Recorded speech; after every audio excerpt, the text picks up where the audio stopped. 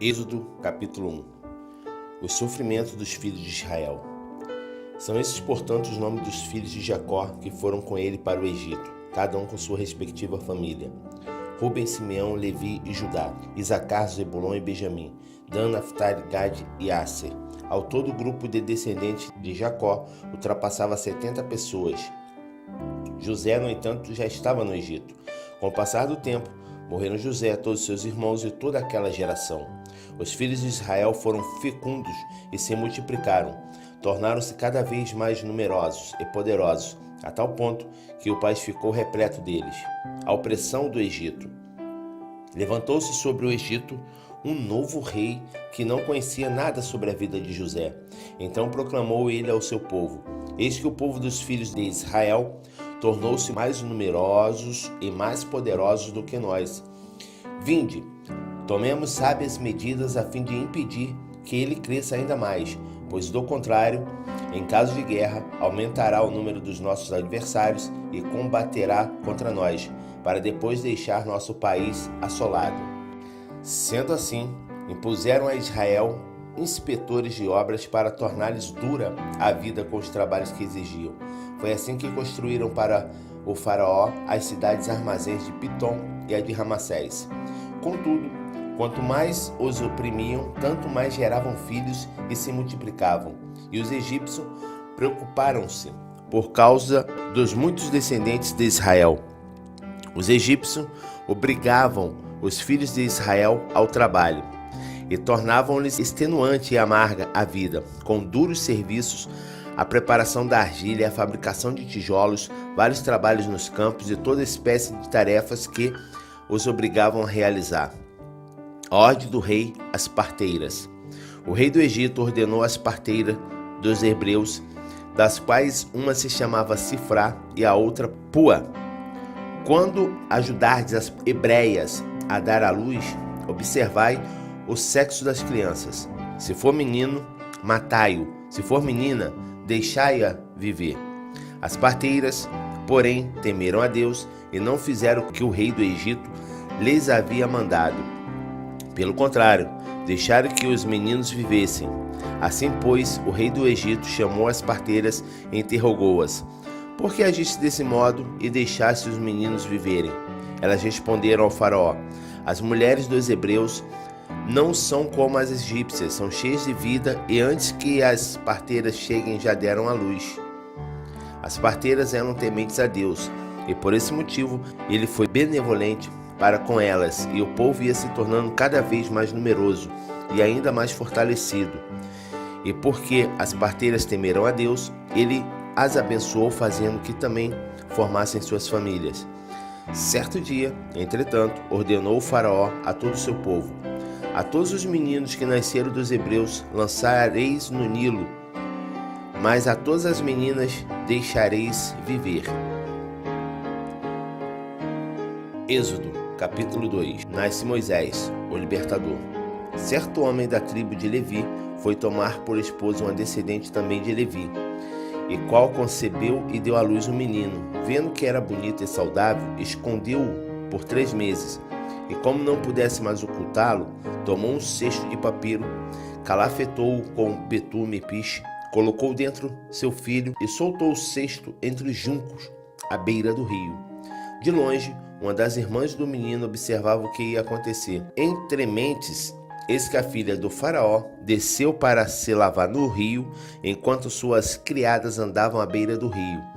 Ela percebeu o cesto entre os juncos e mandou uma de suas servas apanhá-lo. Abrindo-o, viu a criança. Era um lindo menino e chorava. Enternecida, declarou: É filho dos hebreus. Então a irmã do bebê aproximou-se e sugeriu à filha do faraó: Queres que eu vá e te chame uma mulher dos hebreus que possa criar essa criança? A filha do faraó prontamente respondeu: Sim, vai. Partiu, pois, a jovem chamou a própria mãe da criança. Então a filha do faraó orientou-a: Leva esse menino, amamenta-o para mim, e eu te darei a tua paga. A hebreia imediatamente abraçou o bebê e o criou. Quando o menino cresceu, ela o entregou à filha do faraó, a qual o adotou e lhe pôs o nome de Moisés, justificando: eu o tirei das águas. Moisés mata um egípcio e foge. Moisés já era adulto. Um dia ele saiu para visitar o lugar onde se encontravam seus irmãos hebreus e descobriu como era árduo e exaustivo o trabalho que eram obrigados a fazer.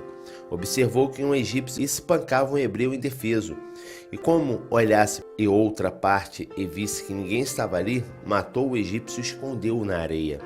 No dia seguinte, voltou no momento em que 2 hebreus estavam brigando e disse ao agressor: "Por que feres o teu próximo?" E ele replicou: "Quem te constituiu o nosso chefe e nosso juiz? Acaso queres matar-me como matasse aquele, o egípcio?" Moisés teve medo e deduziu: com certeza o fato já é de conhecimento público. O faraó, tendo notícias do caso, procurou matar Moisés, mas este, fugindo da vista de todos, foi morar na terra de Midian. Ali se assentou à beira de um poço. Ora, um sacerdote de Midian tinha 7 filhas. Elas foram buscar água para encher os bebedouros e dar de beber ao rebanho de seu pai. Então alguns pastores aproximaram-se e começaram a expulsá-las dali. Moisés, porém, partiu em socorro delas e deu água ao rebanho. Quando as jovens voltaram a seu pai, Reuel, Jetro, este lhes indagou: "Por que voltasse mais cedo hoje?" Responderam: "Um egípcio nos livrou da mão dos pastores e, além disso, tirou água conosco e deu de beber ao rebanho." "Onde está, pois, esse homem?" inquiriu o pai. "Por que o abandonastes lá? Convida-o para que venha e coma conosco." Então Moisés aceitou o convite e concordou alegremente também em morar na casa daquele homem. Esse lhe deu por esposa sua filha Zípora. Ela deu à luz um menino, a quem Moisés deu o nome de Gerson, justificando: "Sou imigrante em terra estrangeira." Muito tempo se passou. Depois disso, morreu o rei do Egito. Os israelitas gemiam e rogavam por socorro divino debaixo de uma escravidão, e seu clamor subiu até Deus. Ouviu Deus o lamento do povo e lembrou-se da aliança que fizera com Abraão, Isaque e Jacó. Uma nota minha aqui. Lembra quando eu tinha falado sobre isso? E Deus lembrou-se. Você vê que o povo aqui estava em constante sofrimento. Crianças do sexo masculino que nasciam foram jogados no rio Nilo para morrer. Por isso que Moisés foi lançado, botaram a cesta, de vime, e foi lançado no rio Nilo. E você viu a opressão que estava sobre o povo. Eles estavam praticamente passando, com a expressão popular que se diz, o pão que o diabo amassou. Ou seja, estavam num grande sofrimento, num grande aperto. Estavam escravos de um povo estrangeiro. E Deus lembrou da aliança que fizera com Abraão, Isaque e Jacó. E a partir daí, ele vai começar a abençoar o seu povo. Então, muitas vezes nós pensamos que Deus não esqueceu, mas ele não esqueceu, ele tem tudo sob o seu controle. Então, somente aguarde. A prova que você estiver passando, aguarde Deus lembrar de você, porque ele tem tudo sob o controle dele. Todas as coisas que estão acontecendo em sua vida é para glorificar o nome do Senhor e para moldar o seu caráter. Leia Jeremias 18 e entenderás. Continuando. Depois observou a vida dos israelitas e contemplou a situação deles. Êxodo, capítulo 3. Deus fala com Moisés em Horebe.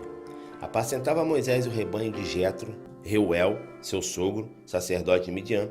Certo dia, conduzindo as ovelhas para além do deserto, chegou a Horebe, o monte de Deus. Ali o anjo do Senhor se revelou a ele, numa chama de fogo que saía do meio de uma sarça.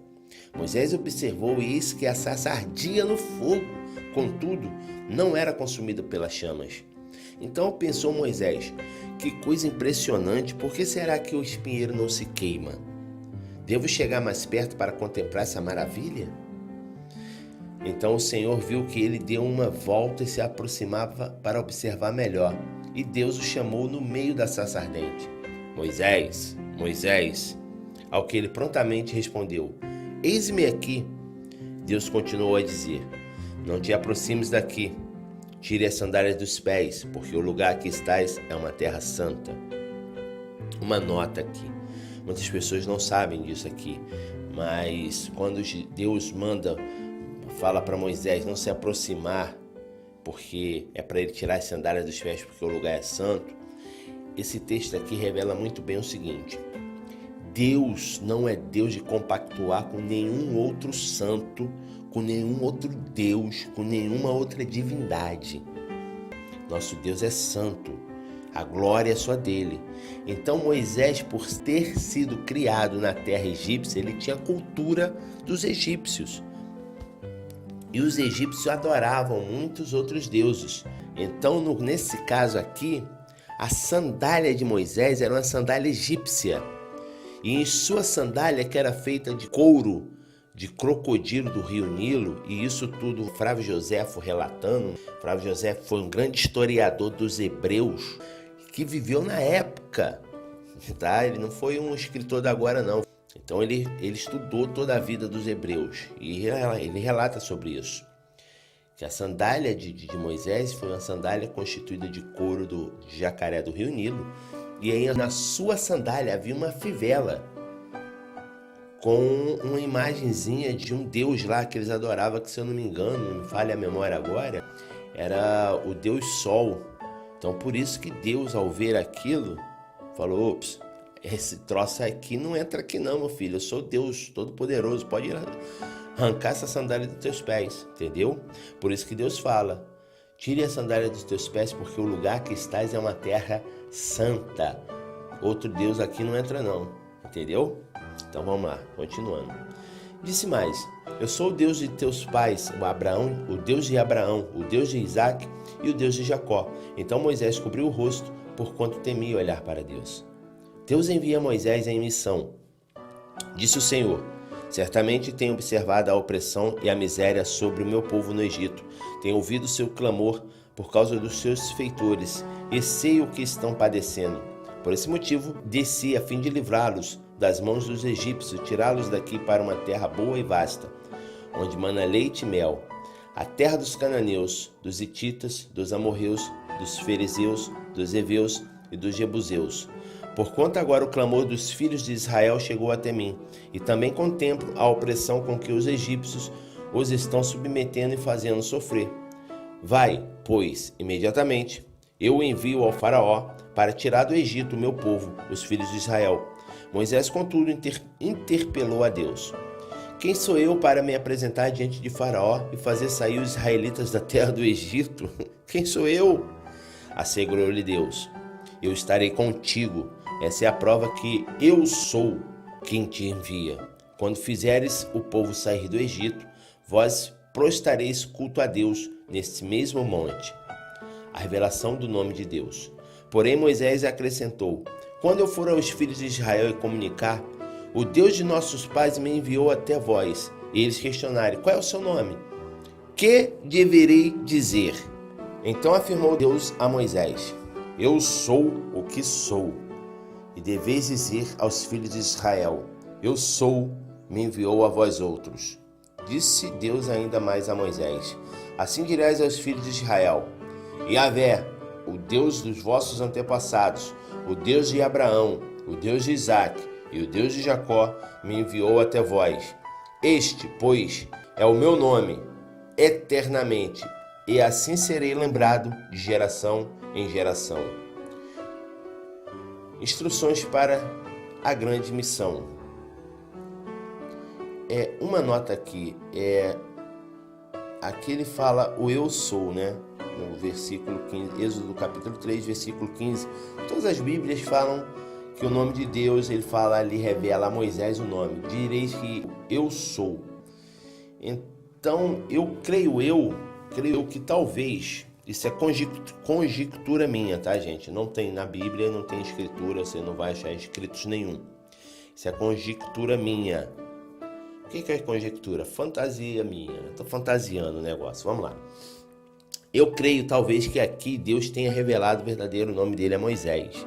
Mas, segundo a tradição judaica, os judeus, ao escreverem a Bíblia, eles eram tão rigorosos na forma de escrever a Bíblia, tão tementes a Deus, que quando chegava na hora de escrever o nome de Deus, eles tiravam a roupa, tomavam um banho, pegavam uma pena virgem, quebravam a pena que eles estavam escrevendo os manuscritos, pegavam uma nova pena, uma pena virgem, e escreviam o nome de Deus. A partir daí que eles escreviam o nome de Deus e continuavam escrevendo, quando chegava novamente no nome de Deus, eles quebravam a pena, tiravam a roupa, tomavam um banho, pegavam a nova pena virgem e faziam o novo nome, escreviam novamente o nome. Então, quer dizer, tinham todo esse processo. Então, eles eram muito tementes ao Senhor. Inclusive, depois, Deus pediu para Moisés levar as tábuas com os 10 mandamentos no monte. E um dos mandamentos foi: não chamareis o santo nome de Deus em vão.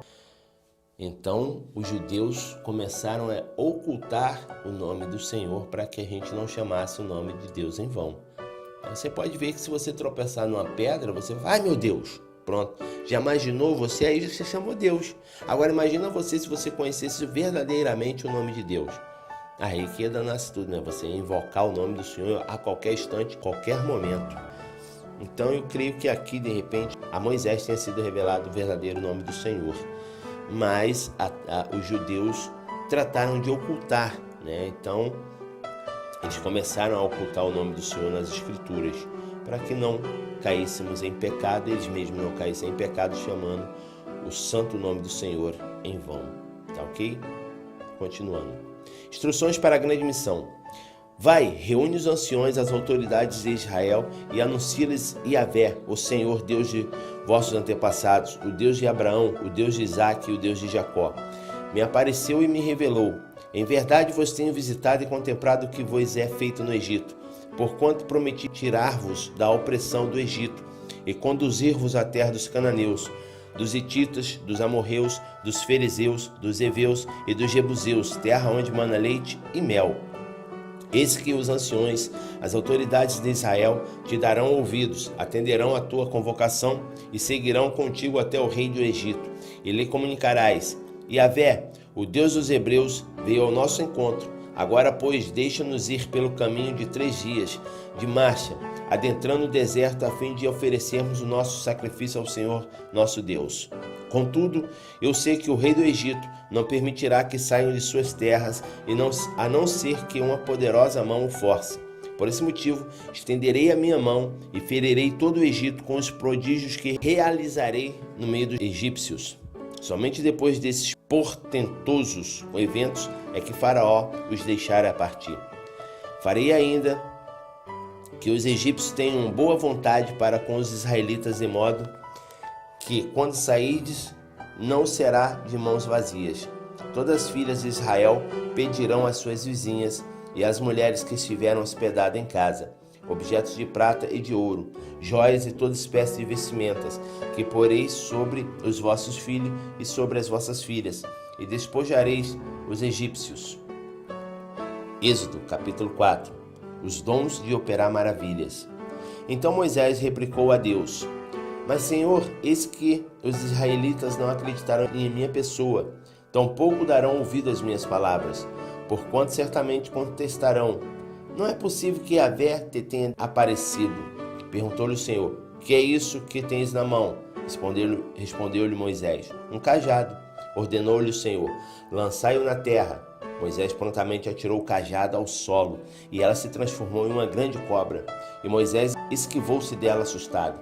Então ordenou Yahvé a Moisés: Estende a tua mão e pega pela cauda. Ele estendeu a mão, pegou pela cauda, e ela se converteu novamente em um cajado em sua mão. E disse o Senhor: Fazei isso para provar aos israelitas que Yahvé, o Senhor, o Deus dos teus antepassados, o Deus de Abraão, o Deus de Isaque, o Deus de Jacó, de fato apareceu a ti. E disse mais o Senhor: Põe a mão no peito. E ele colocou a mão sobre o peito, e assim que atirou, eis que a mão estava coberta com uma doença semelhante à lepra, embranquiçada como a neve.